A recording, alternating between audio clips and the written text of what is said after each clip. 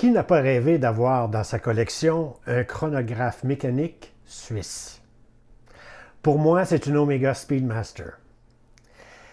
Mais j'en ai pas les moyens. Mais si on sortait de la Suisse pour quelques minutes? Bonjour et bienvenue à Jamais sans ma montre.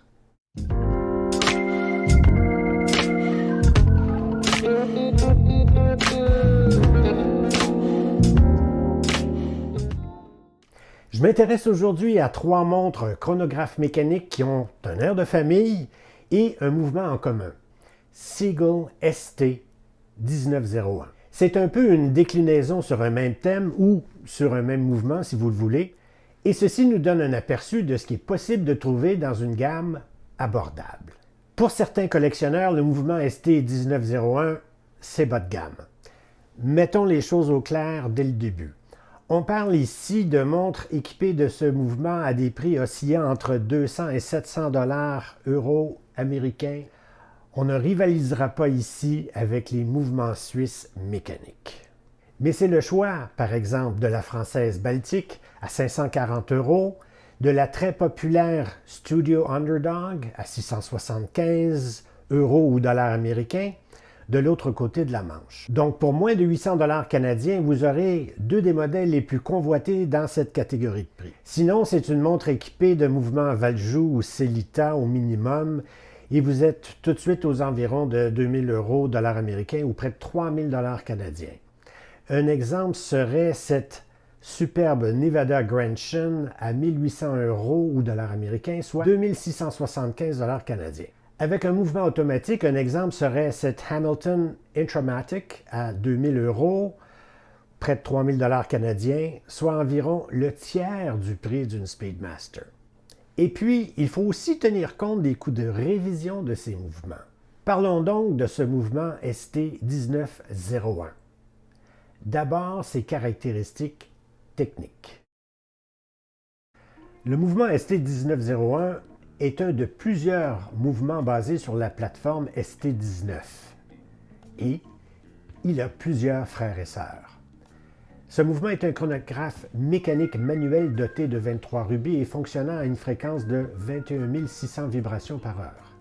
Il est équipé d'un mécanisme de roue à colonne, ce qui lui confère une précision et une fiabilité accrues.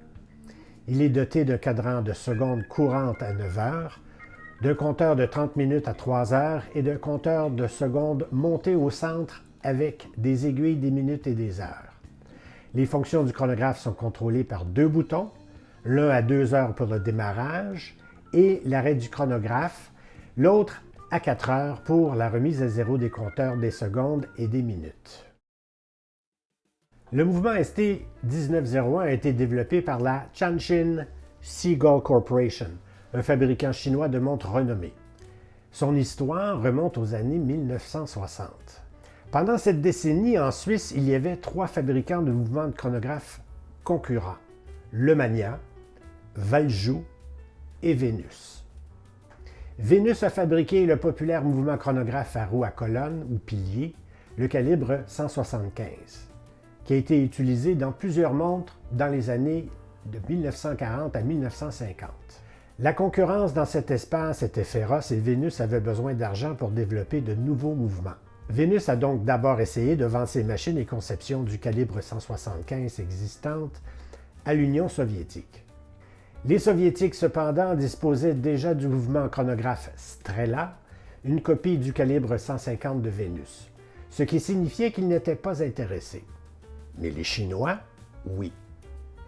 Dans les années 1960, le ministère de l'Industrie légère de la Chine a lancé plusieurs projets de développement d'horloges et de montres de fabrication chinoise pour éliminer la dépendance sur les mouvements chronographes de Suisse et d'Union soviétique. 304 était le code donné au projet qui développerait, testerait et se procurerait une montre bracelet chronographe de fabrication chinoise pour le personnel de l'armée de l'air. Les projets de la série 100 étaient pour la marine, 200 pour l'armée, 300 pour l'armée de l'air. En 1961, le projet 304 a confié la tâche de développer et de produire ce chronographe de l'armée de l'air à l'usine horlogère de Tianjin. C'était en partie parce que Tianjin avait déjà créé son propre mouvement horloger populaire, mais aussi parce que Tianjin, la ville, est physiquement plus proche de Pékin que, disons, Shanghai, et par conséquent l'usine horlogère de Shanghai. Tianjin a acheté les machines et les conceptions du calibre 175 de Vénus, puis a mis à niveau le mouvement original à 17 rubis pour son propre mouvement ST19 à 19 rubis. Ils ont terminé leur deuxième série de prototypes en 1963 et pour une raison quelconque, c'est l'année qui est ajoutée au nom de la montre lorsque les collectionneurs en dehors de la Chine s'y réfèrent. Et qu'elle soit vraiment sortie en 1965. En 1965, ces montres avaient satisfait à toutes les exigences et passé tous les tests du ministère, de sorte qu'une commande a été passée. En 1966, Tianjin a livré 1400 modèles de ces montres à l'armée de l'air. En 1990, l'usine horlogère de Tianjin a été promue au rang d'entreprise de niveau national. Peu de temps après, on la nomme la corporation Tianjin Seagull. Seagull était le nom de marque donné à la version d'exportation de la montre, Dongfeng, c'est-à-dire vent d'Est, que Tianjin a fabriqué en 1965 et a commencé à exporter en 1973. Celle-ci fonctionnait avec le mouvement 100% conçu et fabriqué en Chine, calibre ST5, et a été la première montre à exporter de Chine. Il était donc logique d'ajouter la marque la plus connue au niveau international au nom de la nouvelle entreprise. C'est un peu cocasse par contre qu'on ait choisi le nom anglais Seagull, Seagull qui veut dire mouette en français, et pourquoi avoir sectionné le mot en deux avec un trait d'union. L'histoire ne le dit pas. En 2003, Seagull a ressuscité les mouvements du projet 304 et, en 2005, a réédité le premier lot de montres d'aviation commémoratives. Si c'est votre première fois sur la chaîne, bienvenue, mon nom est Léon.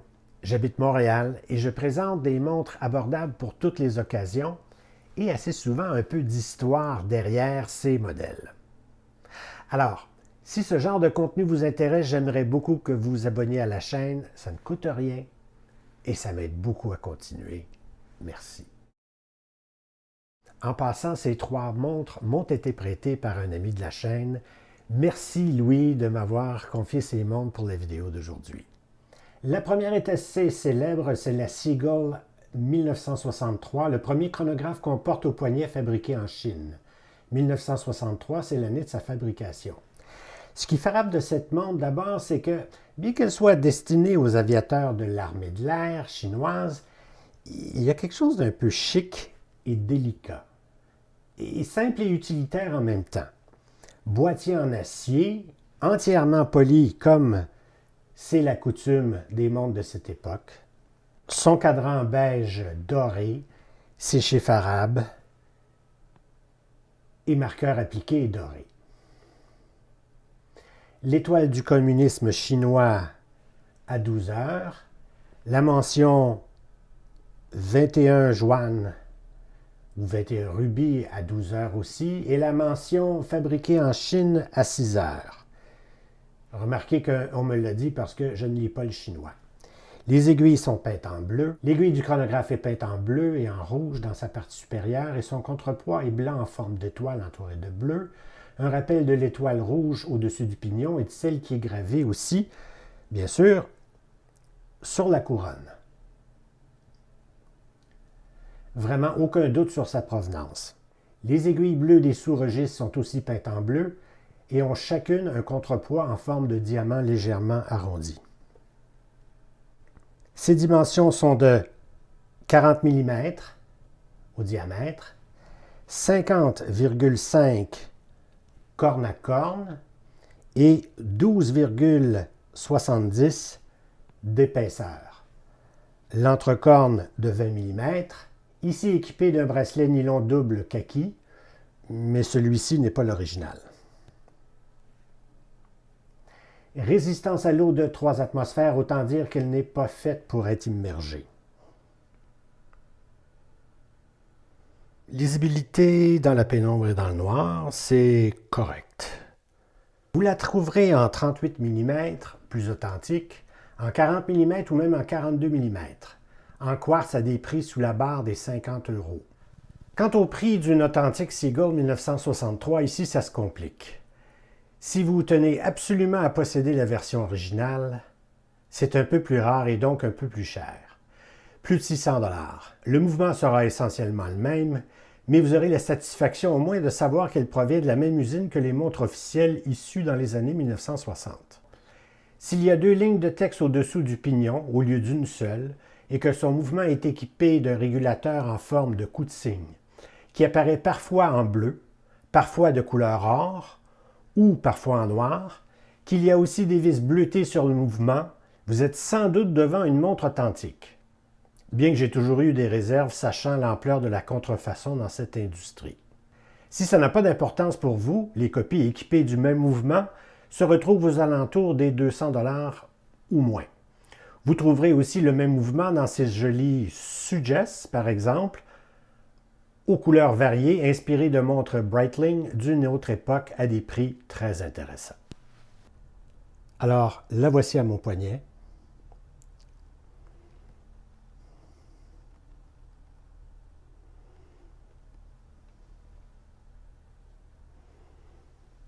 La suivante est un peu plus difficile à trouver. C'est une autre version d'un chronographe mécanique Seagull. Offerte sur un bracelet nylon double de 18 mm, celle-ci a des dimensions différentes, soit 38 mm de diamètre au boîtier, 47 mm corne à corne et 15 mm d'épaisseur. Petite mais joufflue. Résistance à l'eau, rien d'indiqué, donc on ne risque rien. Elle possède un boîtier en acier peint d'acrylique, de couleur sable et un cadran de type pendant inversé et légèrement texturé. Donc, cadran noir et sous-registre dans une couleur contrastante. Verre acrylique, je crois que vous pouvez même voir quelques rayures.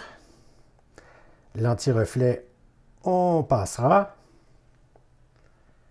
Petite seconde dans le sous-registre de gauche, indépendante du chronographe, et minute dans le sous-registre de droite lorsque le chronographe est actionné.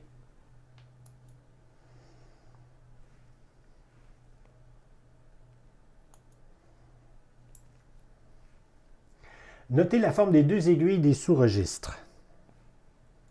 À gauche, un simple bâton, à droite, une pointe de flèche. Les sous-registres sont de couleur sable ainsi que les aiguilles. C'est particulier parce que ça n'améliore pas beaucoup la lisibilité lorsque l'aiguille des heures passe au-dessus des sous-registres. La trotteuse en rouge, ça passe encore. Remarquez les cercles concentriques au centre.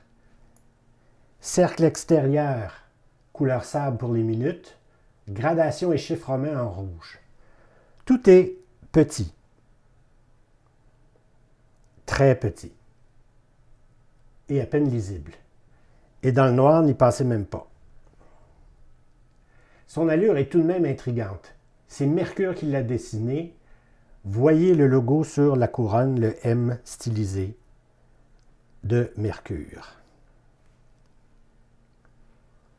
Je n'ai pas trouvé le lien pour cette montre. Si vous le trouvez, faites-le savoir dans les commentaires, s'il vous plaît, ça serait très apprécié.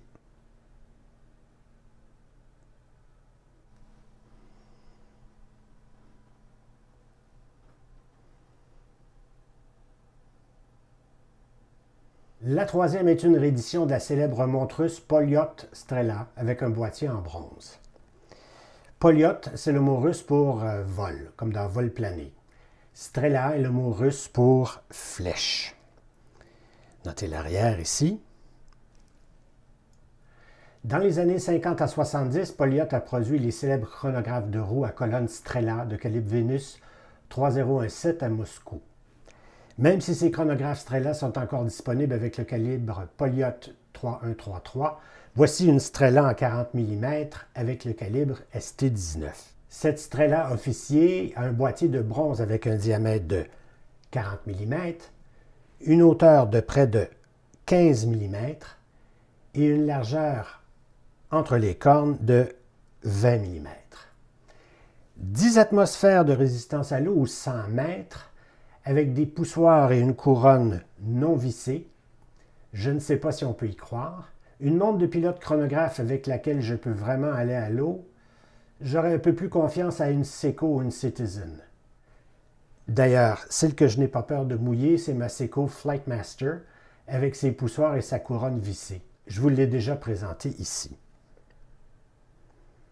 Ici, on est sur une version avec un cadran légèrement doré et non de couleur blanc crème de la version originale. Par contre, les chiffres et les index appliqués dorés, les échelles tachymétriques, télémétriques et le lettrage en alphabet cyrillique sont conformes à la montre originale.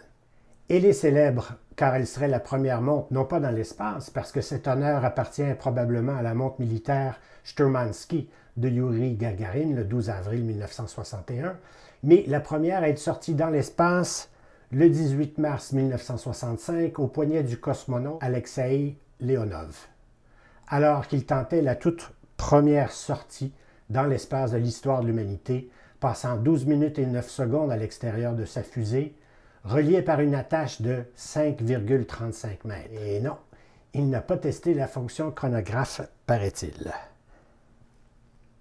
Il faut savoir aussi que cette montre n'était pas disponible en vente libre dans les années 1960. Notez ici le cadran avec ses fins cercles concentriques et ses sous-registres aussi faits de cercles concentriques. Les aiguilles en forme de poteau de clôture et l'aiguille du chronographe en forme de pointe fine, peinte en rouge, avec son contrebalancier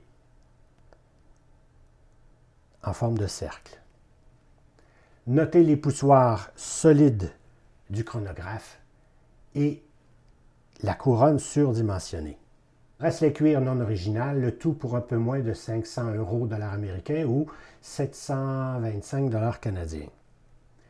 Lien dans la description. Avouez que c'est assez accessible pour une Moonwatch. Juste un peu plus cher qu'une Bulova Lunar Pilot, dont je vous ai déjà parlé. Lien dans la description, bien sûr. Je pense que c'est celle des trois que je préfère. Vraiment, elle a une gueule. Pas sûr du bronze, mais les dimensions sont très, très bonnes. Pour résumer, un chronographe mécanique fiable et abordable, ça existe. Mais il faut se tourner vers le mouvement ST19 et ses déclinaisons. Sinon, attendez-vous à payer beaucoup plus cher. N'oubliez pas de vous abonner à la chaîne, de donner un like à la vidéo et d'activer le rappel pour être informé des nouvelles vidéos publiées sur la chaîne et ne rien manquer. Mais surtout, merci d'être là.